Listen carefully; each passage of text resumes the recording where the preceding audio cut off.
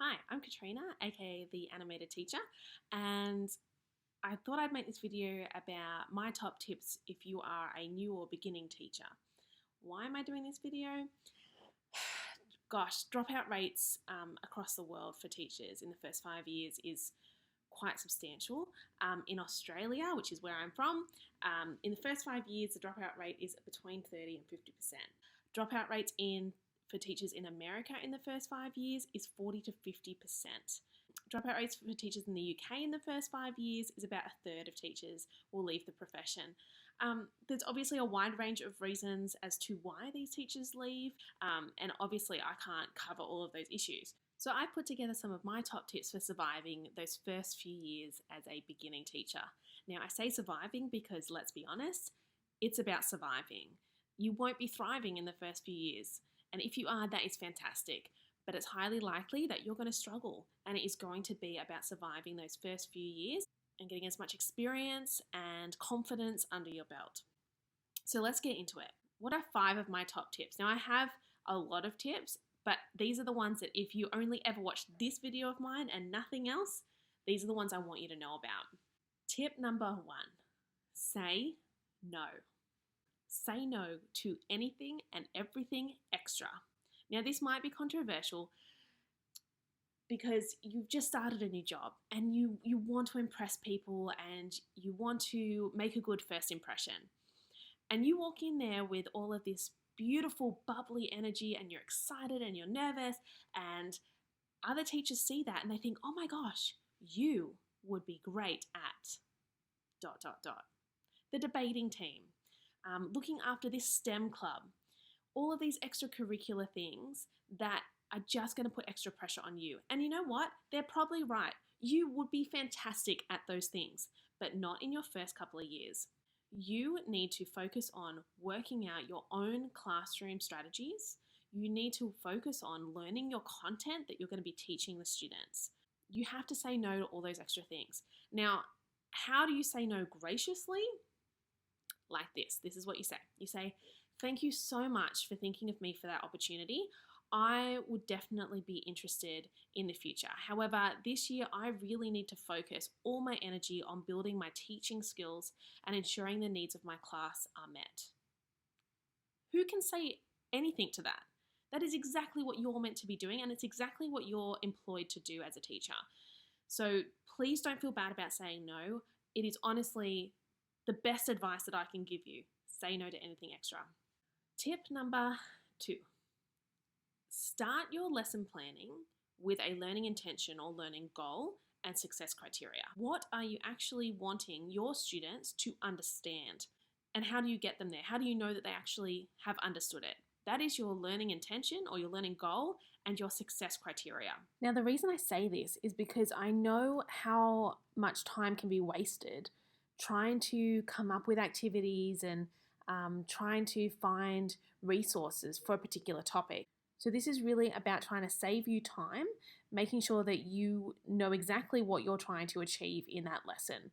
As much as it is important for you to have a learning goal and success criteria for your own lesson planning, it's also important for your students to have that and for it to be present and visible in the lesson so that their brain can get set on the right path towards learning right from the start of the lesson as well.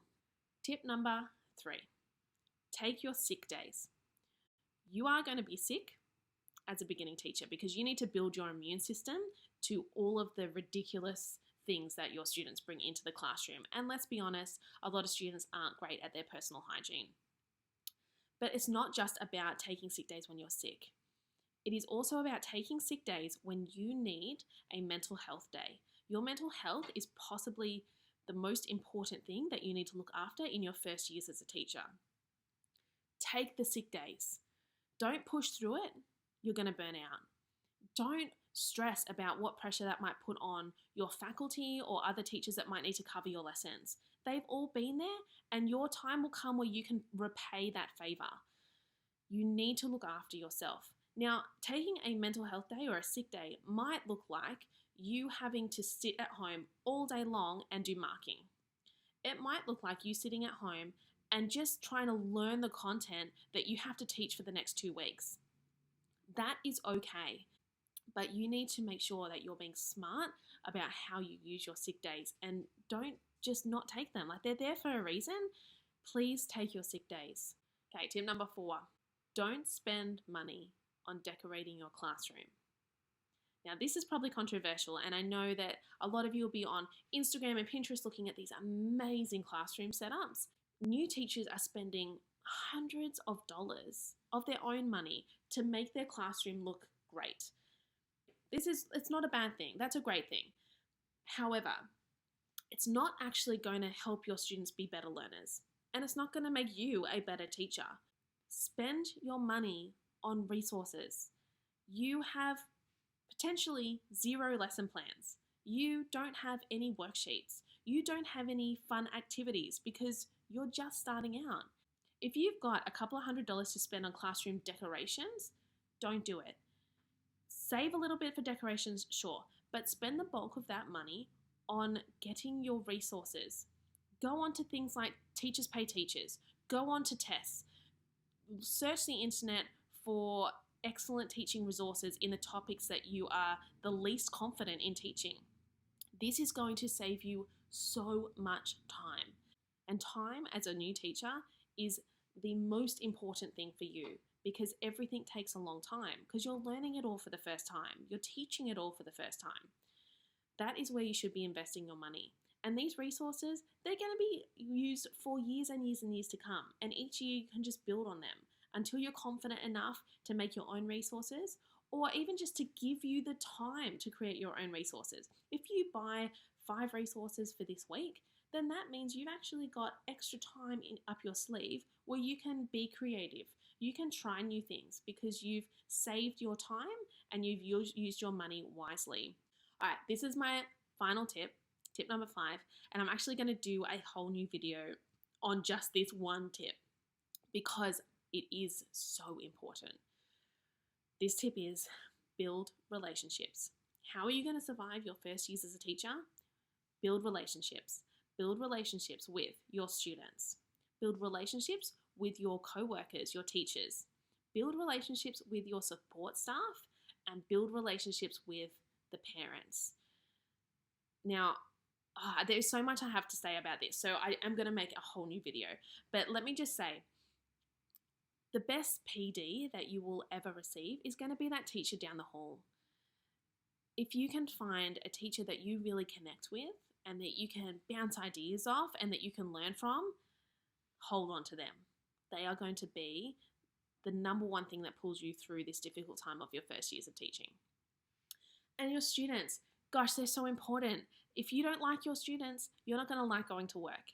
But if you invest in building relationships with those students and you actually find out about them, you're going to like them, trust me. And they're going to like you back because they're going to see you as a real person. And that doesn't just help with going to work and enjoying it. It actually helps with the classroom management. It's just spend time building relationships with your students. And I think your support staff and your parents, they're 2 really forgotten groups when it comes to building relationships at school. They're important. And the more positive relationships you can build with them, the easier your job is going to be long term.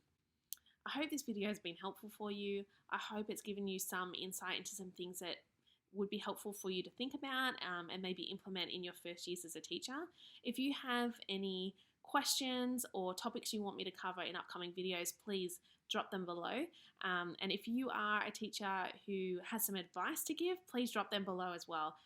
We'll be looking through the comments. Thank you so much. Good luck.